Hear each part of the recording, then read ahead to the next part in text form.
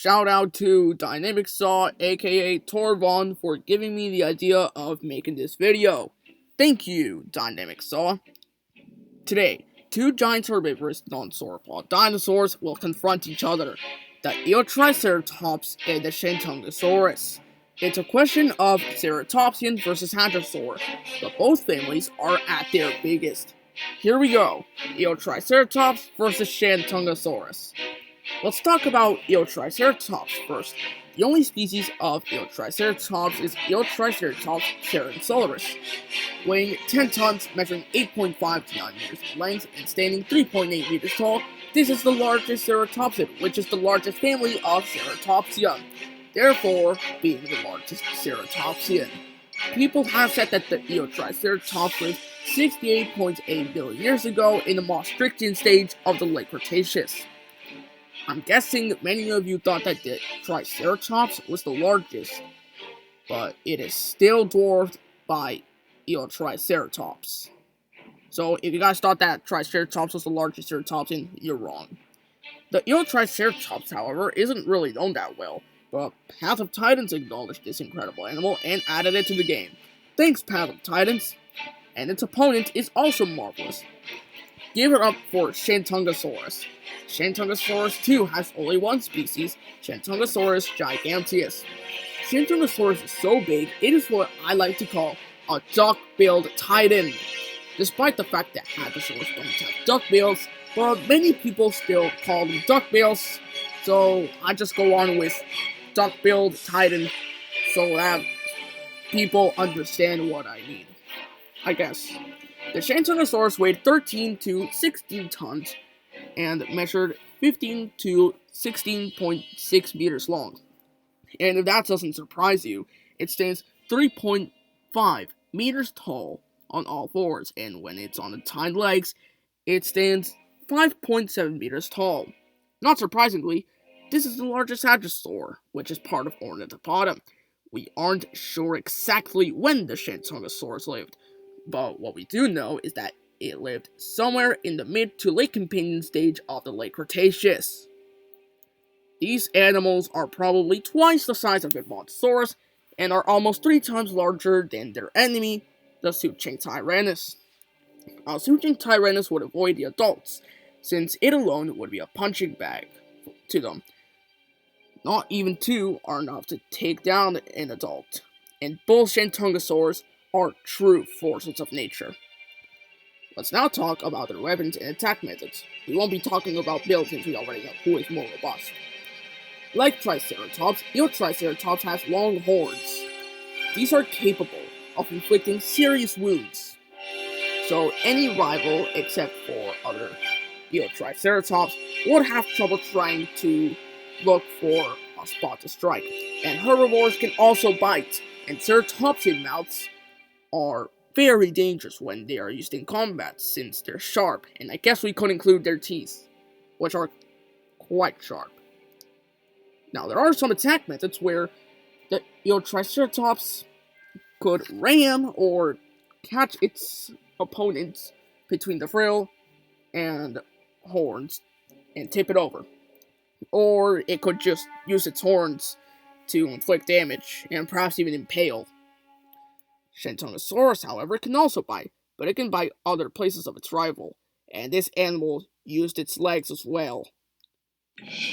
But which ones did it use? The answer is both. The front legs were perfect to whack its opponents and to crush them with its weight, and the hind legs were perfect for kicking. A kick from a hadrosaur is devastating, and strong enough to break a skull. Imagine the kick of a Shantungosaurus. Now let's talk about their speed and agility. We aren't sure about the speed of Eotriceratops, but people have said that it can run 21 miles per hour, and that doesn't surprise you. The Eotriceratops is an agile animal, being able to move more, and being able to turn 360 degrees fast, making it difficult for rivals to attack the Eotriceratops and to find a way to strike. The Shantungosaurus is slightly slower than the Eotriceratops, reaching speeds of 20 miles per hour. Some people have also said that the Shantungosaurus agility is okay. Now, our battle can now commence. Sorry, but not without the recap. The Eotriceratops has range on its side thanks to its horns. It also has speed, agility, and probably has had more experience since it dealt with many other animals in its time that I guess could have represented a threat to them. The Shantungosaurus is larger, and it has the ability to bite the Eotriceratops in other places, since it is a Hadrosaur, not a Ceratopsian, so it can bite in other places where the Eotriceratops can't. It could also kick, it was more robust, and it also had the ability to whack and crush. Now that our recap is finished, it's time! Eotriceratops versus Shantungasaurus. And Eotriceratops heads to a tree to feed, only to find a nearby Shantungasaurus. Both animals notice each other and did not like their presence. Both herbivores walk up to each other and begin to intimidate each other. The Eotriceratops shows off its horns in field while the Shantungasaurus stands up and pounds the ground multiple times. Both animals are not intimidated. The Eotriceratops strikes first, charging at the Shantungasaurus, but the Shantungasaurus manages to dodge the attack. The Eotriceratops quickly turns around, only to receive a whack from the front legs of the Shantungasaurus.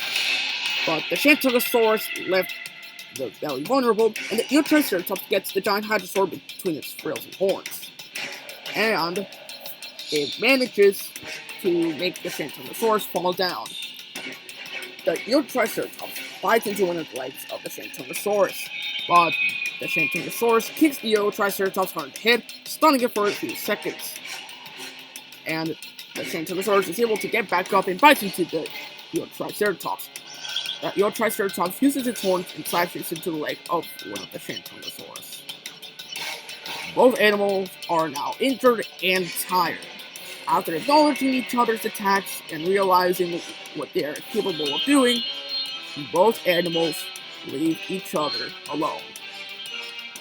It took me a while to figure out who would win this time, and after thinking about it deeply, the results have now been revealed. In this battle, I would say that the Eotriceratops is more likely to win. I would say 55% and 45% in the Eotriceratops' favor. Once again, thank you DynamicSaw for coming up with Eotriceratops versus Shantungosaurus. This really challenged my brain, and it was fun learning about all this. Thank you all for watching, and if you enjoyed the video, don't forget to like and subscribe to DynamicSaw and I'll see you on the next one.